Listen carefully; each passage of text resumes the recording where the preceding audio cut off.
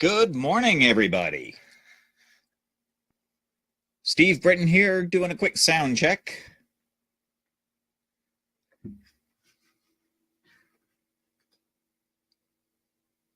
Can't seem to hear anything yet. All right, give us a second here while I work this out. The joy of having two computers is you can actually watch your own broadcast. But I'm going to actually check it on the phone because I can. It's quicker and easier to get Facebook up on my phone than it is on my computer. That says something, doesn't it?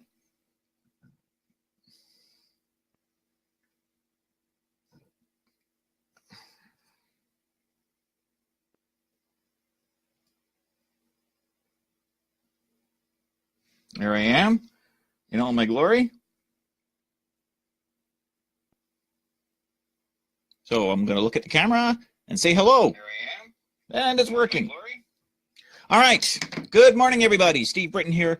We're trying a different approach today because, well, it's Thanksgiving Day here in Soviet Kazakhstan.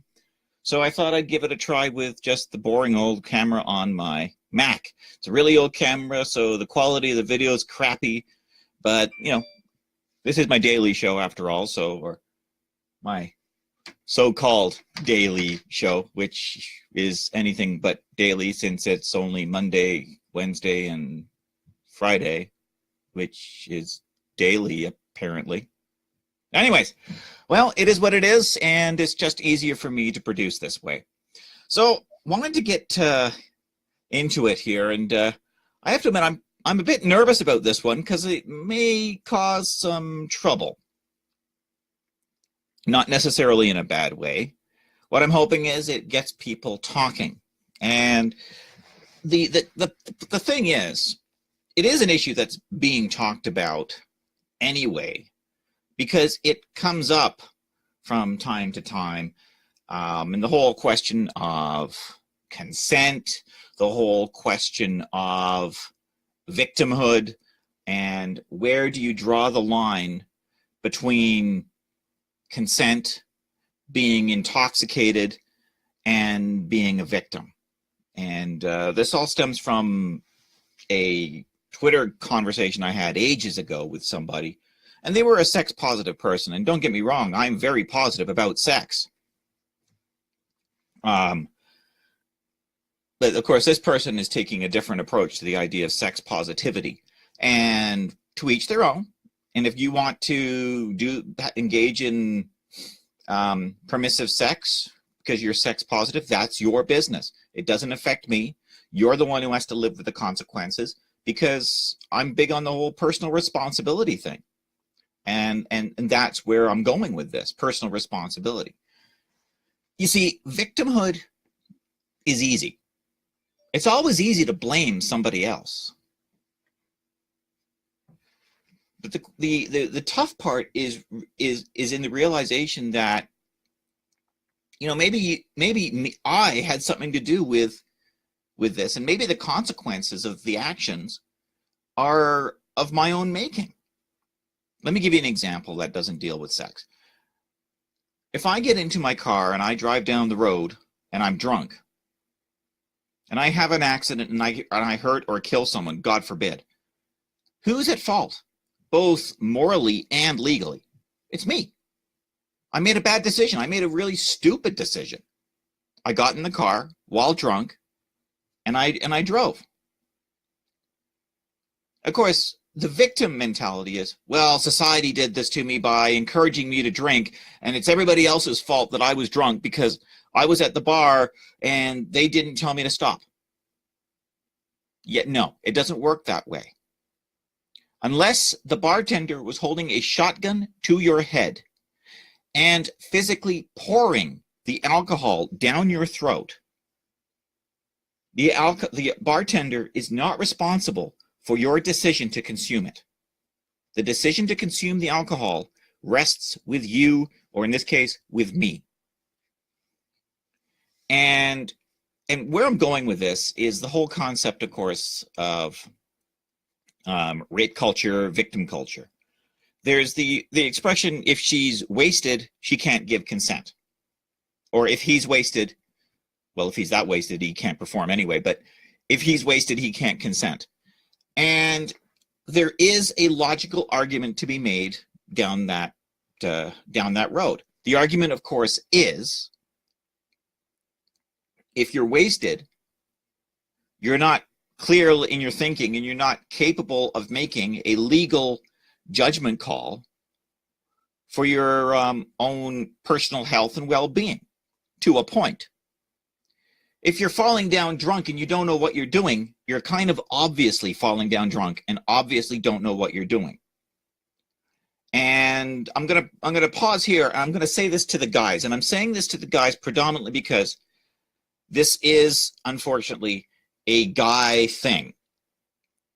It tends to be the guys who are accused of this far more often than the ladies get accused of taking advantage of the guys. And that's and whether it's true or not that it's actually the case, that's another issue for another time. I tend to believe that it is the guys far more often than the ladies. But guys, if you need alcohol and if you need to get her drunk, you need to work on your sales pitch a lot. You're not doing yourself or your ego or anything any favors by claiming a so-called conquest when she was drunk. First of all, it's not a conquest. It was her agreement to participate. But what does it say about you? If you need her to be drunk to agree to you, it doesn't say much about you, your prowess as a man, or anything. So think about that. Basically, you're slime, okay? If you take advantage of a drunk lady, you're scum. But ladies, and again, this does go both ways. But let's be honest here. If the guy is sneaking, if he's buying you drinks and he's sneaking something into your drinks, that's a different issue altogether. If he's putting, I think it's called Rohypnol or whatever the stuff is, that's different because you're not agreeing now. But if he's buying you a drink and he sets it on the table in front of you and says, there you go, or if he says to the bartender, one for the lady here, and the bartender serves you the drink, so you know he hasn't had any interaction with it, and you decide to consume that drink, and that happens again and again and again, and it impairs your judgment call, ultimately, who is responsible for consuming those drinks? Not him, you. So, after the fact, if you wake up the next morning and you're like, oh my God, what happened here? Who the hell are you? You need to consider who's to blame here as well. Now, he's scum. He's a slimeball. There's no doubt about that. But think about the question, how did you get there? Yeah, you were drunk. Yeah, you made some bad decisions because your inhibitions were lowered and you made a mistake. Is that his fault, ultimately? It's probably both of your faults, really. If he's as drunk as you are, then you're both guilty. And legally, under some definitions and under some claims, you're both guilty of sexual assault. You've just raped each other. Is regret rape? I don't think so. Being regretful doesn't absolve you of consequences of a bad decision. And a bad decision isn't necessarily illegal.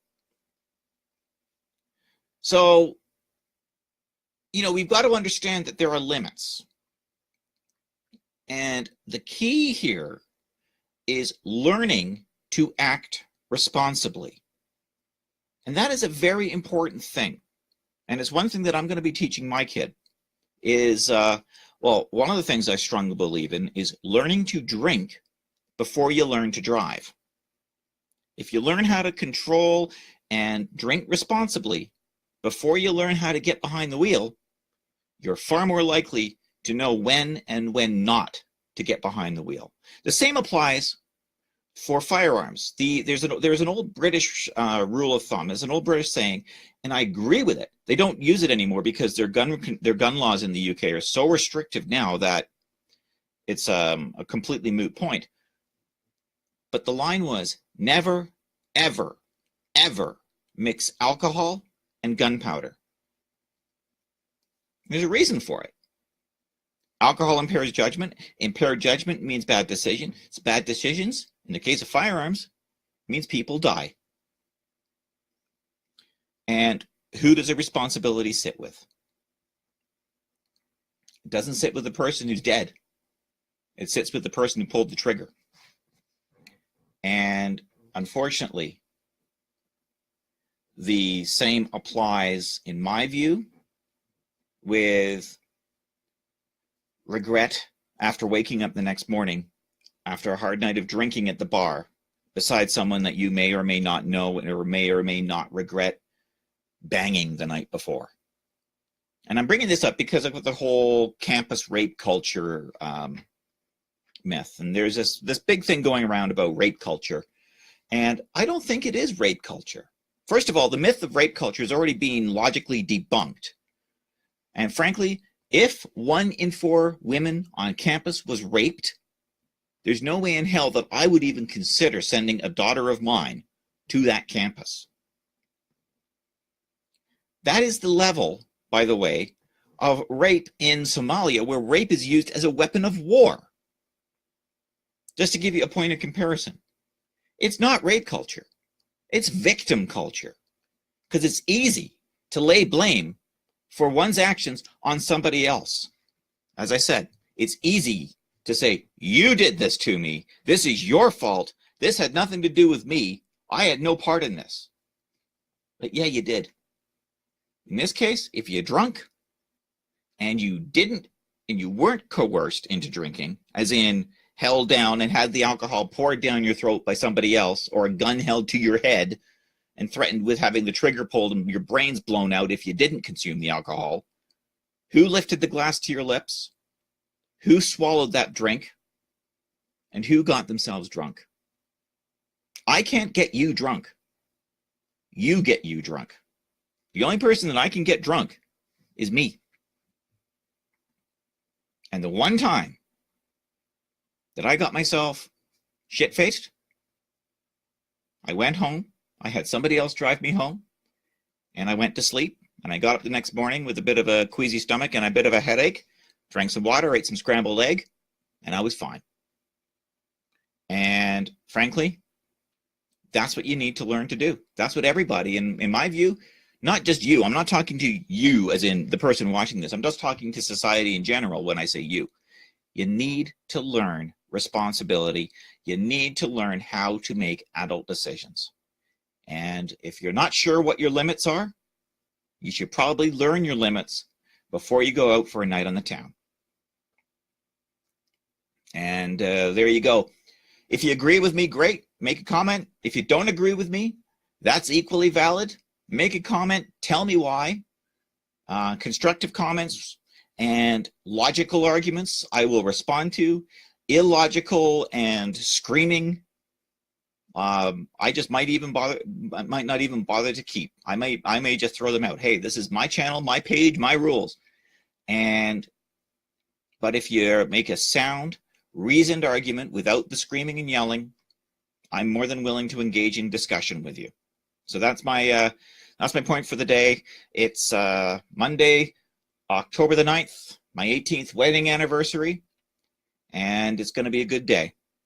It's going to be a good week.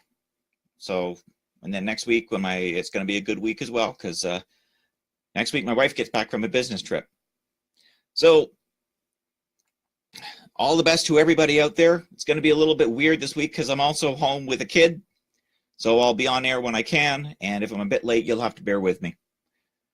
If you like what you see, please also consider a visit over to Patreon, SC Britain over there, and you can become a patron of mine, which will help me improve the show, improve the quality of my technology, and just overall make things a bit better, and hopefully I'll be able to hire somebody to assist with this down the road. In the short term, I want to get better equipment and just make the quality of the broadcast better. So keep that in mind. Do consider it. And I'll be back on Wednesday with another live one. And I'm also working on a couple of pre-recorded ones, which will be available to the patrons. So patreon.com, you can find me there. You can find me over on minds.com, minds.com. Those are my two main sources of places where you can be a sponsor of mine. And of course, I'm always going to be live here on Facebook every Monday, Wednesday, and Friday. So with that, I'll see you on Wednesday. Or actually, I won't. But if you watch, you'll see me. See you then.